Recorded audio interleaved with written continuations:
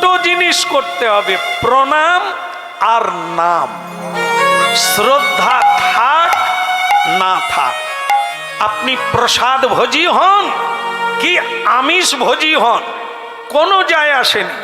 দুটো জিনিস কাল থেকে শুরু করুন, আপনার জীবন বদলে যাবে, কানায় কানায় ভরে যাবে।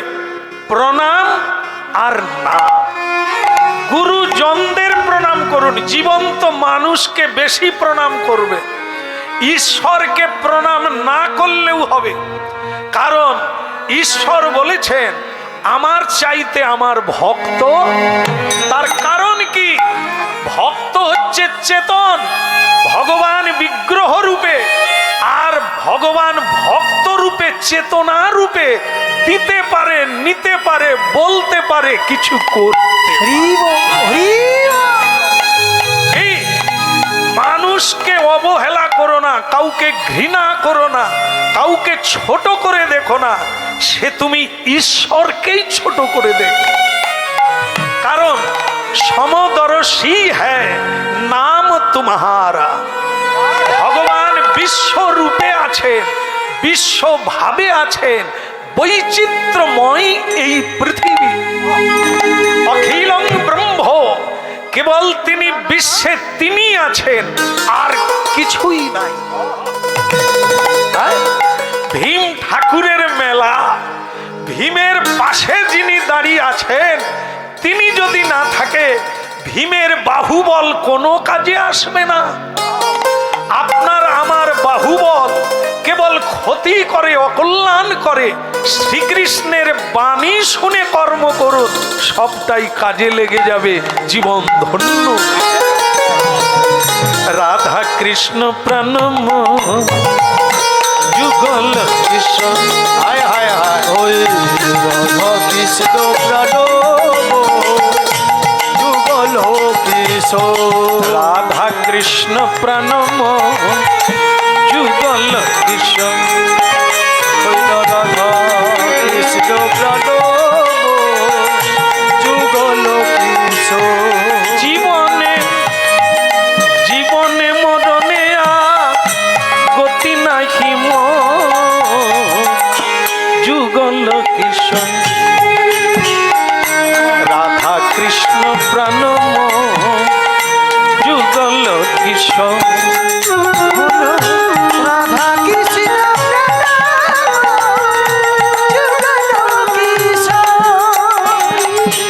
কালিন্দির কুলে কেলি কদম্বের রতন সিংহাসনে বসাব দুইজন। ওই কালিন্দির কুলে কেলি কদম্বের রতন সিংহাসনে বসাব দুজন। আজি রাধা কৃষ্ণ প্রাণম যুগল কিশোর।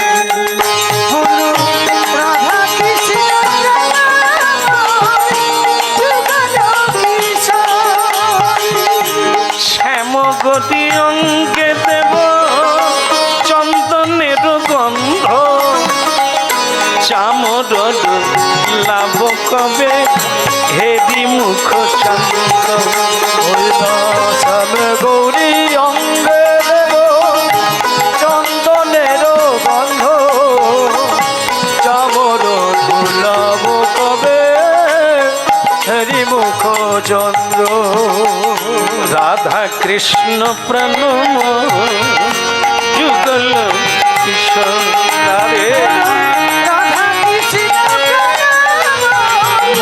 যুগল কিশোর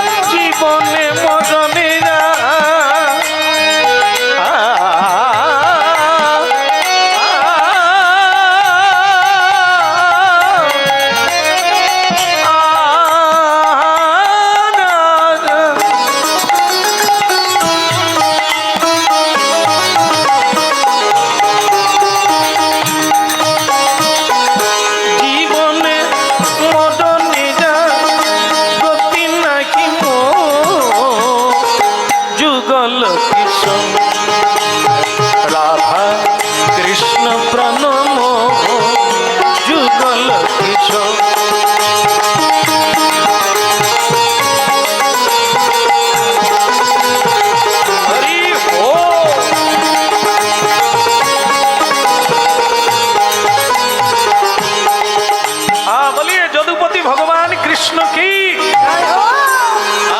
একবার বলা যাবে? এটা জোর করে বলতে হবে। বলো ভগবান কৃষ্ণ কি। হয়তো দরজা খুলছে আর ভগবান কৃষ্ণ তার মহিষীদের বলছে একটু তোমরা উলুধ্বনি করো, বাড়িতে বৈষ্ণব এসেছে।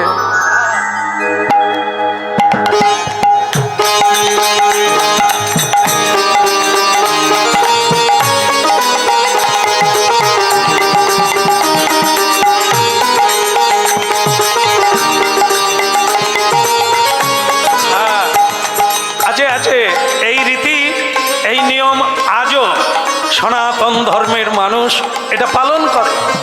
বাড়িতে সাধুগুরু বৈষ্ণব এলে পুষ্পবৃষ্টি করে, জল ছড়িয়ে নিয়ে যায়, উলুধ্বনি করে ভগবানকে যেরকম সম্বর্ধনা করতে হয় তার ভক্তকে সেভাবেই সম্বর্ধনা করতে হয়।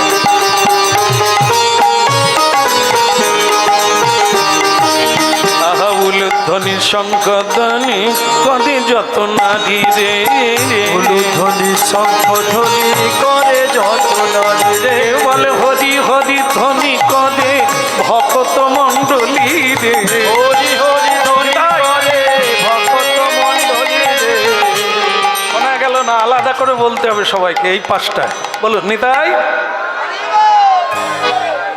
ওনারাও যোগ দিয়ে দিয়েছে, তবে ভালো হয়েছে। আপনার একটু দেখি নিতাই।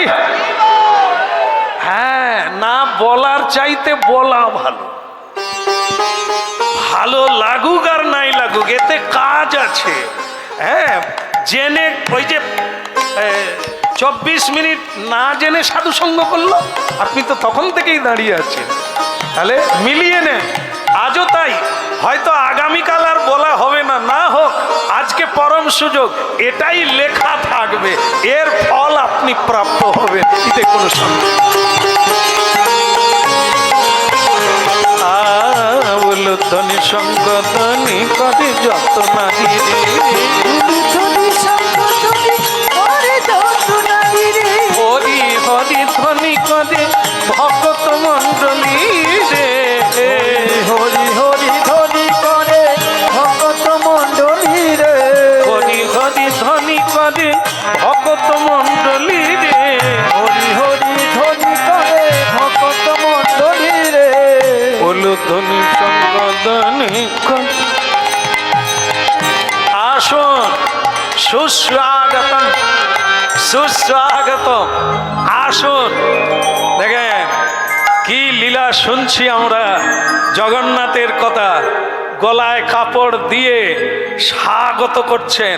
আসুন ঋষিবর, যিনি শিক্ষক হবে। প্রতিটা কর্ম শিখলে তবে তো শিখাবে। জীবনে যদি নিজে না করে অপরকে শিখাবে কি করে? এই জন্য ভক্তমণ্ডলী মায়েরা, আগে তুমি শিখো, তবে তুমি সন্তানদের শিখাবে। তুমি যদি নিজেই না জানো, সন্তান তোমাদের কাছ থেকে কি পাবে? কলেজে গেলে, স্কুলে গেলে সে তো রুটি রোজগারের শিক্ষা। মাস্টার বেতনভোগী, শিক্ষক বেতনের বিনিময়ে শিখাচ্ছে, সে তো আন্তরিকভাবে শিখাচ্ছে না। বেতন বন্ধ করে দিলে স্কুলে আর শিক্ষক যাবে না। কিন্তু তারা তো শিক্ষক নয়, তারা তো বেতনভোগী মানুষ। যিনি শিক্ষক তিনি একজন ম্যান, মানুষ, আচরণ জানবে, করবে আর শিখাবে।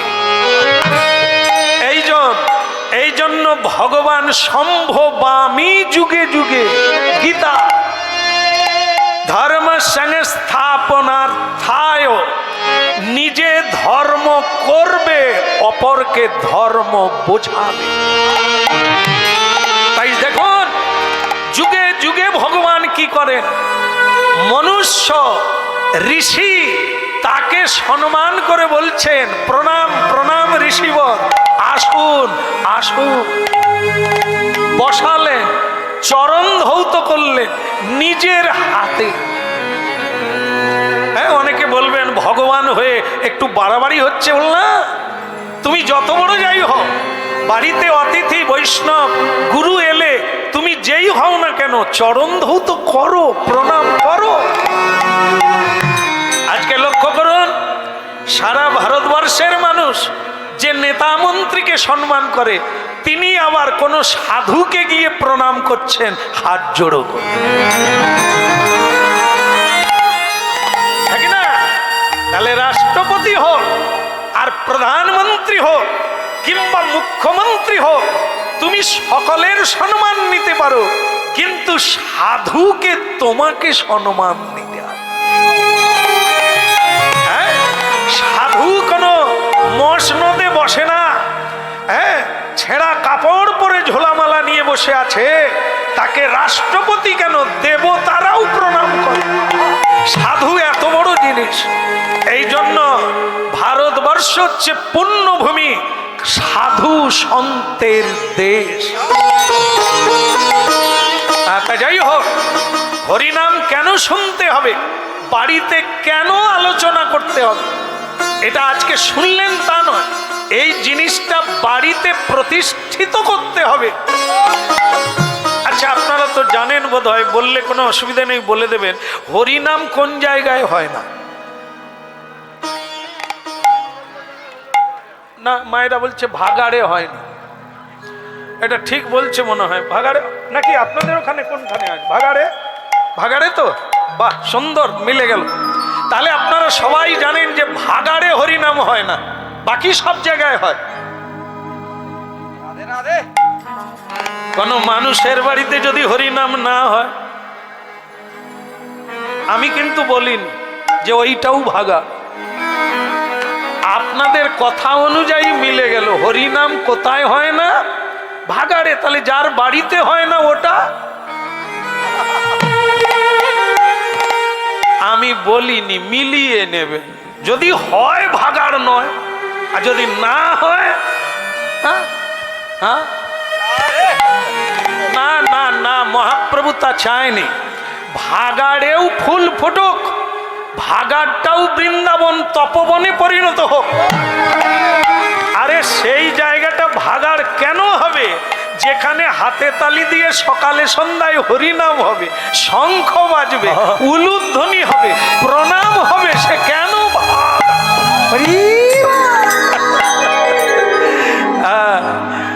প্রেমানন্দে বলো অবিরাম মধুর হরিনাম, প্রেমানন্দে বলো অবিরাম মধুর হরিনাম, প্রেমানন্দে বলো হরিনাম। হরে কৃষ্ণ হরি বলে চলো রে মন ব্রজধাম, হরে কৃষ্ণ হরি বলে চলো রে মন ব্রজধাম। হরে কৃষ্ণ হরি বলে চলো রে মন ব্রজধাম। হরে হরে কৃষ্ণ হরি বলে চলো রে মন ব্রজধাম। প্রেমানন্দে বলো অভিরাম হরিনাম, প্রেমানন্দে বলো অভিরাম। প্রেমানন্দে বলো হরিনাম, হরিনাম, প্রেমানন্দে বলো হরিনাম। বলো দ্বারকাধীশ কি, মানে নটখট কানাই আঁখি। আচ্ছা, শেষ করে দিই নাকি? হ্যাঁ, হবে না? না না, এই তো চলে গেল, মানে দ্বারকা চলে গেছে, আর হতে কতক্ষণ? হ্যাঁ, এই তো হয়ে গেল। এখন ঋষির চরণ ধৌত করে বসিয়ে দিয়েছেন। ঋষি ছটপট করছে, কি কারণে এসেছে? হ্যাঁ, পানের পিচ ফেলে দিয়েছে, এই অভিযোগ বা নালিশ করতে দ্বারকা গিয়েছে। কিন্তু চতুরের শিরোমণি কৃষ্ণ এইটা বলতে দেবে না, ভুলিয়ে দিচ্ছে কিরকম দেখুন। তা ঋষিবর, ভারতবর্ষের সকলে ভালো আছে? বলে প্রভু ভারতের কথা থাক, আপনি আমার কথা জিজ্ঞাসা করুন। এই কৃষ্ণ চতুর ওটা ভোলাতে চাইছে কেন না, তিনিও কৃষ্ণ ভক্ত, ইনিও অজান্তে থুতু ফেলে দিয়েছে, তাকে দণ্ড দেওয়ার দরকার নাই, কোথাও দেখা হলে সাবধান করে দেবো, এরকম কাজ আর করনি।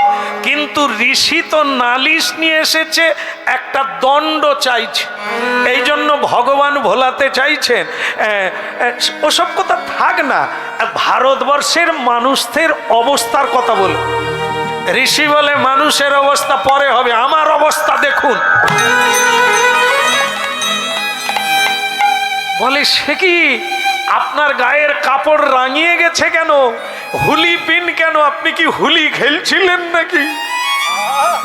হ্যাঁ, তার ঋষি বলে প্রভু এটা কি মাস যে হুলি খেলবো?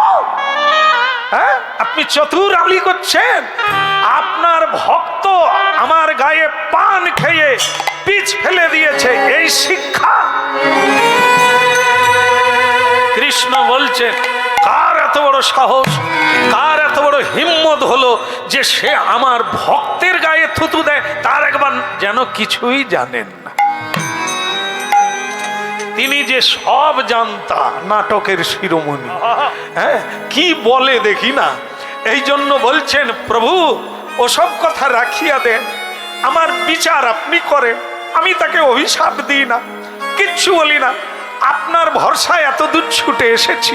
দেখেন আমার গায়ে আস্তে আস্তে পানের পিচ ফেলেছে, কোনো সমস্যা নাই, একটু রবিন বুলু না, রবিন বুলু না, একটু সোডা মাটি, তাহলে কি দিয়ে হবে? লাইফ বয় সার, সার তখন এ কোম্পানি ছিল কেমন, রিঠা ফল আর নদীর বালু মাটি দিয়ে কাপড় পরিষ্কার হতো কেমন। এই যে মাথায় আজকাল এরা শ্যাম্পু করে, ঋষিমুনি কিন্তু শ্যাম্পু করে না। আজও দেখবেন নদীর মাটি দিয়ে মেখে ফেলে শ্যাম্পুর মতো, এই যে আমি মেখে আসছি। আরে ভগবান, আমি খালি জীবের দিকে তাকিয়ে থাকি, বাবা দাঁত পড়ে গেছে, দাঁত নাই কিন্তু তার চুল পাকেনি। আমি তাকে বলি বাপ তুমি কি নাম জপ করো যে তোমার চুল পাকেনি? বলে আমি গোদরেজের নাম করি। আমি সেটা কোন কোম্পানি? আরে বলে আমি তো কালি মাখছি। আরে আপনি কালি, এই বয়সে কালি মাখছেন কেন? না বলে বেআই বেয়ান কি রকম বলে, বলে তোমার বয়স হয়ে গেছে। আরে এটা তো আরো সর্বনাশ, ছেলে চাইতে বয়স কমে গেছে। হ্যাঁ, তুমি জামাই না, তুমি জামাইয়ের বাপ। মানুষ হাজার চেষ্টা করছে বয়স কমাবার জন্য, কিন্তু এরকম মেডিসিন এখনো বাড়ায়নি যে সে বুড়ো হবে না। মোটামুটি গোদরেজ একটা খানিকটা সাহায্য করছে, করলে কি হবে, দুদিন পরে আবার ঠেলছে, আবার হাফ সাদা হাফ কালো হয়ে যাচ্ছে, সে আবার মাখতে হয়। হ্যাঁ, অনেক মায়েরাও মাখছে, তার নাত বউ হয়ে গেছে তবু তার চুল পাকেনি। কি কারণে যে তারা টিকিয়ে রাখছে চুলটাকে আমি বুঝিনি। কি যাকে আজকের কথা আজকে হোক, ওটা পরে একদিন হবে। তো এইটা না হয় আমি সোডা মাটি দিয়ে ধুয়ে ফেলবো প্রভু, কিন্তু ভক্তকে যদি আপনি ভালো আচরণ না শেখান তাহলে শিখবে কি করে? যাকে শ্রদ্ধা করতে হয় তার গায়ে যদি থুতু দেয় তাহলে মানুষ মানুষ হবে কি করে? হ্যাঁ ঋষিবর, আপনি বলেছেন, আমি কিন্তু আপনাকে আমি কথা দিলাম, আপনি বাড়ি যান, আপনার ভজন কুটিরে গিয়ে ভজন করুন, ওকে আমি দণ্ড দেব। এবার খুশি তো? বললেন আপনি যে দয়াল ভগবান, করুণাময় ভগবান, আপনি যা করবেন তাই নিশ্চয়ই ভালো হবে। আমি চলি প্রভু, আপনার জয় হোক, আপনার শুভ হোক, আমি চলি। কিছুটা রাস্তা গিয়ে মনে মনে ভাবলো ঠাকুরের কথার তো প্যাঁচের শেষ নাই। জিলেপির প্যাঁচ তবু দু চারটা, কিন্তু এনার প্যাঁচ অনেক। কেউ জানতে পারেনি, শকুনি তো তার গোড়ায় যেতে পারেনি। ভীমের মাথা মোটা, শক্তি বাহুবল আছে, কিন্তু বুদ্ধি নাই, তাই ভগবানকে দেখাতে হলো এত খবর রাখে কৃষ্ণ? কার ঘরে কি হয়েছে? জোড়া লেগে জরাসন্ধ, সে যে দুটো হাব হাব ছিল, জরা রাক্ষসী জোড়া দিয়ে পালন করেছিল, তাই তার নাম জরাসন্ধ। কি সে কথা আর কেউ জানেনি, কিন্তু কৃষ্ণ জানে। তাকে জানতে হয়, না হলে কাজ হবে না। এই জন্য সব খবর রাখতে হয়, কিন্তু ধৈর্য ধরে রাখতে হয়, সময়ে কাজে লাগাতে হয়। হ্যাঁ, বলো রাধা রমন কি। এই জন্য সেই গালব ঋষি বললেন, ভগবানের পেঁচ অনেক, আমি বরং জেনে নি ওকে কি দণ্ড দিচ্ছে। আবার ফিরে এলো। কৃষ্ণ বললেন, আবার ফিরে এলেন কেন আপনি? বলে, আপনার কথা আমি ঠিক বুঝে উঠতে পারিনি। আপনি দণ্ড দেবেন বললেন, কিন্তু কি দণ্ড দেবেন সেটা তো জানলাম না। কৃষ্ণ বলে, এ তো ছাড়বে না দেখছি। আমি ভাবছিলাম তাকে ছেড়ে দেব, একটু বলে দেব যে আর এরকম করো না। এ তো দণ্ড শুনতে চাইছে। ঠিক আছে ঋষিবর, আপনি দ্বিতীয়বার যখন এসেছেন, আপনার সামনেই আমি ঘোষণা করে দিলাম, ও মরবে। এবার হয়েছে? খুশি তো? খুশি তো? ও মরবে। গালব ঋষি বলে, আমি কিন্তু এতটা চাইনি। মানে গায়ে থুতু দিয়েছে, একটু কিছু শাস্তি দিলেই আমি খুশি হতাম। একেবারে মরবে? মরুক, লোকে দেখুক আর জানুক যে সাধুকে, সন্ন্যাসীকে অপমান করলে তার কত দূর শাস্তি হতে পারে। মরুক গে। হ্যাঁ, ভগবান আপনার জয় হোক। আমি আসি, আপনি দারুণ বিচার। কিছুক্ষণ পরে তার মাথায় ঢুকলো, আচ্ছা উনি যে বললেন উনি মরবে, বাঁচবে কে? এই যে আপনারা এখানে আছেন, আপনারা কি মরবেন না? মরে যাবেন। তাহলে ও চিত্রসেন এমনি তো মরবে, তাহলে দণ্ডটা কি হল? দেখলেন, এরকম জিলেপির পেঁচ ছাড়াতে হবে। ভক্ত যেমন আর ভগবানও তেমন। হ্যাঁ, আবার ঘুরে এসেছে 3 বার। এসে বলছেন, প্রভু। বলে, আবার ঘুরলেন কেন? বলে, আপনার পেঁচ এখনো কাটেনি। বলে, কিরকম? বলে, আপনি যে মরবার কথা বললেন, ও তো আপনি না মারলেও মরবে, তাহলে আপনি কবে মারবে? ভগবান বলে, এ তো ছাড়লো না দেখছি। এখন তো আমাকে বলেই দিতে। এই শোনো গালব ঋষি, আমি বলেই দিলাম, কে আর মারবে? আমি নিজেই মারব। 3 দিনের মাথায় যেই সূর্য উঠবে, আমি ওকে বিনাশ করব 3 দিনের মাথা। এবার খুশি তো? আগে প্রভু, আপনার যে এত দয়া আমি বুঝে উঠতে পারিনি। আপনি আবার নিজের হাতে মারবেন, এ তো আর কোনো বলারই লাগে না। আমি তাহলে আসি। তবে একটা কথা বলে যাই প্রভু, আমি কিন্তু স্নান করব না, আর এটা ধোবো না। ও মরলে তারপরে স্নান করব। হ্যাঁ, ভগবান তো বলে দিলেন, ঋষি তো চলে গেলেন, ভগবান টেনশনে পড়ে গেলেন। গীতায় বলা নাই, ভাগবতে বলা নাই, উপনিষদে বলা নাই যে যারা কৃষ্ণ নাম করে ভগবান তাদের হত্যা করে। ভগবান বরং পাপীকেও মুক্তি দিয়ে দেয়। তো হরিনাম যারা করে তাদের কথা তো কথাই নয়।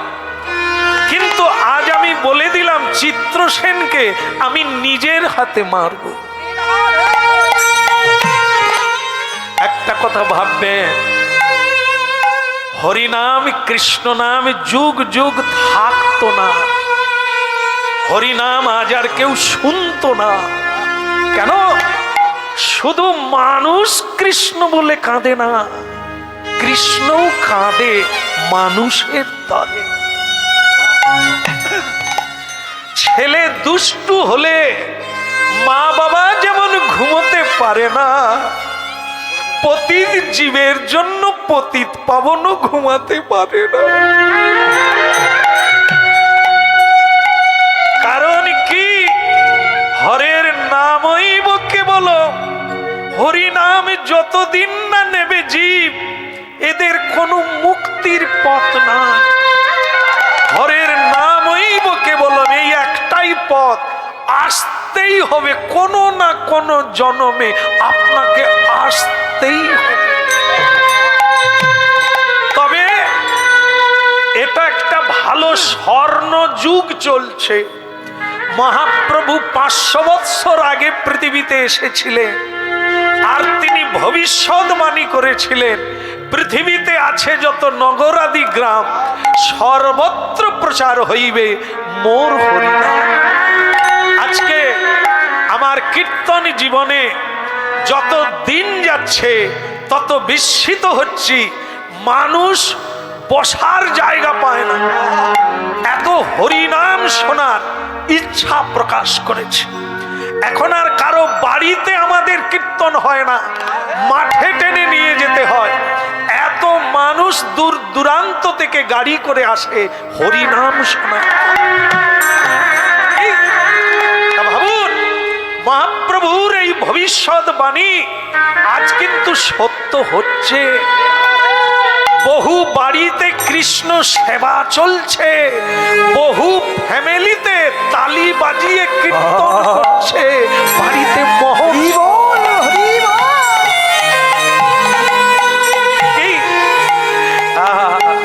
এই জন্য কি গাঁথিয়া মালতীর মালা দেব দোহার গলে, ওই গাথিয়া মালতীর মালা দেব দোহার গলে। কেবল অধরে তুলিয়া দেব, অধরে তুলিয়া দেব কর্পূর তাম্বুলে রে, কর্পূর তাম্বুলে। ওই অধরে তুলিয়া দেব, অধরে তুলিয়া দেব কর্পূর তাম্বুলে রে, কর্পূর তাম্বুলে। রাধা কৃষ্ণ প্রাণম যুগল কিশোর, রাধা কৃষ্ণ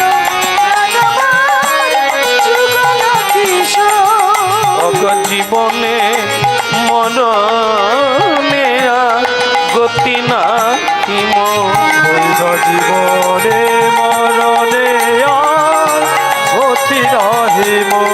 রাধা কৃষ্ণ প্রাণ মোর যুগল কিশোর, বলো রাধা কৃষ্ণ প্রাণ মোর যুগল কিশোর। বলো বৃন্দাবন বিহারী লাল কি। ওদিকের হলো কি না না, ওই যে 3 দিনের মধ্যে মারবে বলে দিলেন ভগবান, ভগবান তো কান্না শুরু করে দিলেন। কোনো শাস্ত্রে বলা নেই আমি কি করে মারবো। ঠিক সেই সময় একজন এসে গেলেন, আপনারা ওনাকে চিনেন, দেখুন তো কে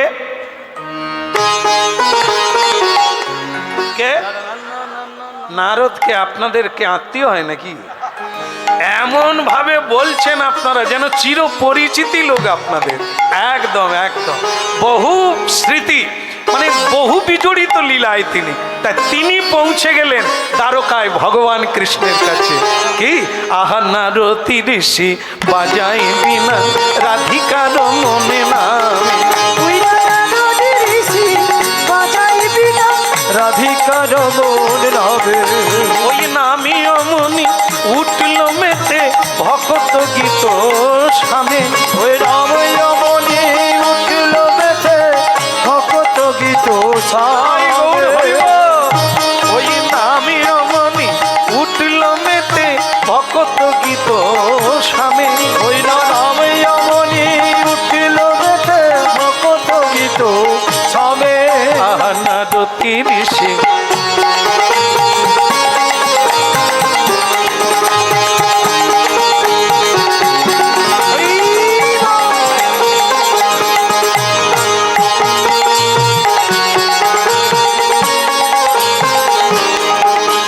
নারতি ঋষি বাজায় বিনা রাধিকার মনে না।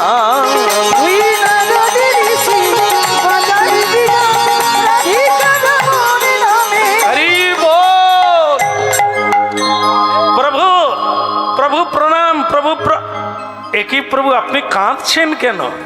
আপনার চোখে জল?